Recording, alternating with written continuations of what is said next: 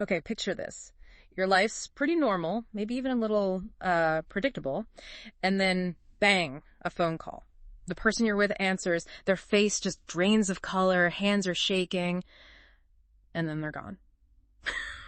Just vanished, leaving you totally lost. Yeah, a real bolt from the blue. Exactly. And that's kind of the jump-off point for our deep dive today. We're looking at how a quiet moment can just shatter, pulling someone into this high-stakes escape scenario. We're talking hidden corruption, real danger. Our whole focus today is drawing from one source. Episode 2, The Call That Changed Everything. It really lays out this dramatic turn.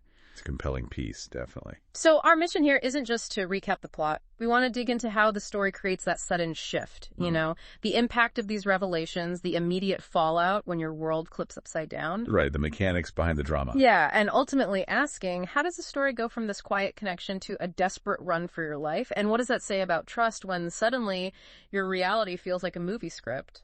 It's a great question. Okay, so let's get into it. The source throws us right in with Chantal, just reeling after Michael bolts. They're having breakfast, seems normal. Then the call comes, and poof, he's gone. She's left staring at an empty doorway. That's a powerful opening, isn't it? Absolutely. It's a classic inciting incident.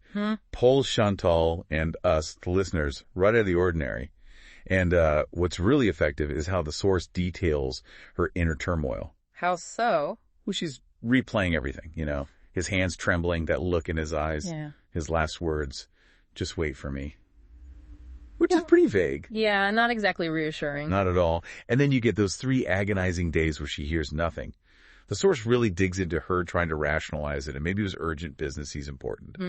But underneath, there's this really human vulnerability, this little thought creeping in, like maybe it was silly to think someone like him could be interested in someone like her. Ah, right. That makes it so relatable even as things get weird. Exactly. It grounds the whole thing, even when the situation is anything but grounded. And just as she's probably starting to lose hope, day 4, she finds something. Yes. The letter. And not just left lying around. It's carefully folded, tucked inside the napkin hole. At his usual table, right? At the exact table he always sat at. With her name, Chantal, written in his handwriting. The detail is fantastic. That's quite a touch, the everyday object holding this secret message. It really is. That juxtaposition works so well. And the content, well, he apologizes, says he had no choice. But the kicker is him admitting she made him feel safe. Safe. Wow. Yeah, and like myself again. It gives you this sudden insight into the pressure he must have been under before he even met her.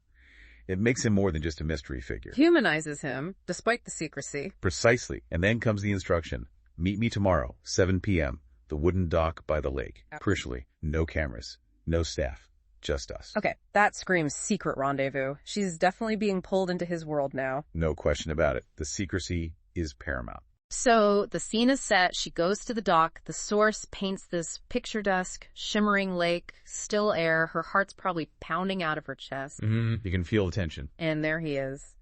But he's different. The source says he looks tired, pale, and then adds significantly, and not just from stress. What do you make of that description?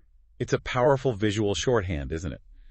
It tells you he's been through something rough, physically maybe, or dangerous in those few days he was gone. Way more than just worry. Yeah, it definitely hints at something more intense. And when he thanks her for coming, she insists she had to know. It feels earned, He takes her hand, leads her to the edge of the dock, and then the truth starts coming out. This is the big reveal. It is. He wasn't in Rwanda for a holiday. He came to disappear, to hide. Hide from who? That's the million-dollar question. He says 2 weeks before, he walked away from his company, from everything. And there are, quote, powerful people back in the U.S. who really don't want him talking. So it's bigger than just him. This involves powerful interests. Exactly. This is where it pivots from, like, a personal drama to potentially a thriller. Corporate secrets, powerful enemies.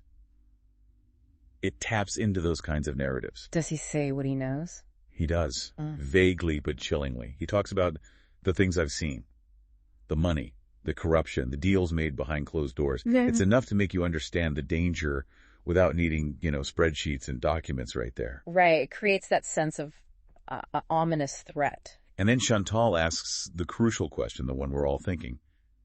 Are you in danger? And his answer. Just a whisper. Yes. Wow. That one word just changes everything for her. Her life just took a massive left turn. Completely, like stepping into a different reality. And Yeah. it resonates, doesn't it? How ordinary people can get swept up at these huge, dangerous situations. Totally. But even in the middle of dropping this bombshell, he shows this incredible vulnerability, right? And he tells her, meeting her was the first time in years I felt like I could breathe. Yeah, like I wasn't just a name in the headlines. It's such a humanizing moment. It really is. It shows the immense pressure he was under. Absolutely. Makes you see him not just as someone in danger, but someone who is already kind of suffocating under the weight of whatever he knows. And it creates this awful dilemma for him. How so? Well, he clearly feels something for her, wants to stay near her, maybe recapture that feeling of being himself. But he knows that staying puts her directly in the line of fire. Protect himself or protect her. Classic conflict. It adds such a layer of emotional weight to the danger, doesn't it? You feel the burden of his past, not just as a plot device, but as something personally costing him. Yeah, definitely. And right there, in that moment of intense emotional dilemma, what happens? The perfect narrative twist. The sound. Yay. Sharp. Unmistakable. Don't tell me. The click of a camera shutter. Oh, no. Exactly. This is the threat made real. Not abstract anymore. They turn, look into the shadows near the trees. And there's a man. Holding a camera with a big telephoto lens. Watching them. So Michael was right to be paranoid. Utterly right. His reaction is instant. They found me. It's confirmation.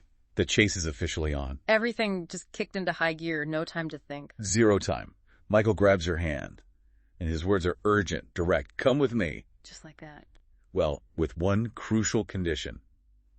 If you trust me. Wow.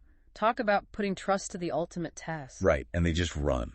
Into the night, into the complete unknown. It's pure instinct, pure flight. How does the source wrap up that scene? It feels like a huge turning point. It totally is. The narration makes it crystal clear.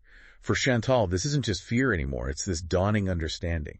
This isn't just a love story. It's something else entirely. It's the beginning of something dangerous. Yeah. Something bigger than them both. It lands perfectly as this moment where their lives are changed forever. A total shift from romance to thriller. They're in it now. So yeah. From a quiet breakfast to literally running for their lives. A phone call, a confession, a camera click.